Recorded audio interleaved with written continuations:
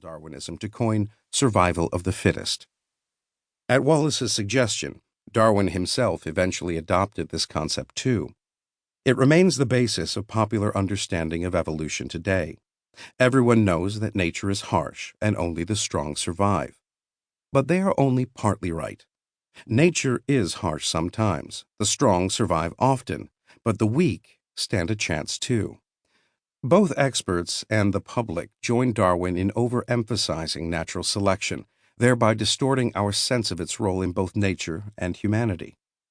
Natural selection does occur, but there are non-adaptive mechanisms of change as well, such as genetic drift, geographic isolation, and the founder effect. None of these paths to survival rewards the hardest struggler or the best specimen. Their rewards are governed not by merit, but by chance. Genetic drift, the most prominent of these mechanisms, is the random change in the relative frequency of a gene variant, or allele, within a population. Genetic drift results in the survival not of the fittest, but of the luckiest. One example is the northern elephant seal, Mirounga angusturostris. This seal experienced what evolutionary biologists call a bottleneck, an abrupt and drastic reduction in population size due to an environmental shock. By the late 19th century, the northern elephant seal had been harvested nearly to extinction for the oil derived from its blubber. Just 100 or so specimens from Guadalupe Island off Baja California survived under the protection of the Mexican government. Those seals' alleles persist in today's population, not because they were selected, but because they got lucky. Geographic isolation occurs when a population is cut off from the other members of its species. It can lead to speciation by means of inbreeding within a narrow gene pool. The isolated population has only so many variants in it, and only these can be passed down and recombined in the next generation. The result is divergence from the original population, as each is now reproducing a different set of alleles.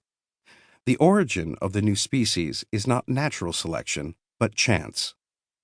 Likewise, the founder effect occurs when a few members of a population strike out from their habitat and start a new community. But though these founders may initiate an enduring lineage, they are not necessarily the fittest of their kind, nor do they necessarily adapt to their new environments through the fixation of advantageous mutations. A famous example is the small group of pigeons that landed on the island of Mauritius ages ago, lost their ability to fly, gained 20 kilograms, and evolved into Rhaphis cuculatus, also known as the dodo. The origin of this species was due to chance.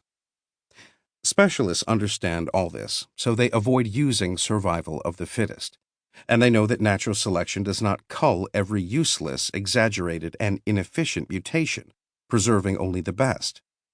Yet in 2007, Richard Dawkins defended the image of nature as a miserly accountant, grudging the pennies, watching the clock, punishing the smallest extravagance, unrelentingly and unceasingly.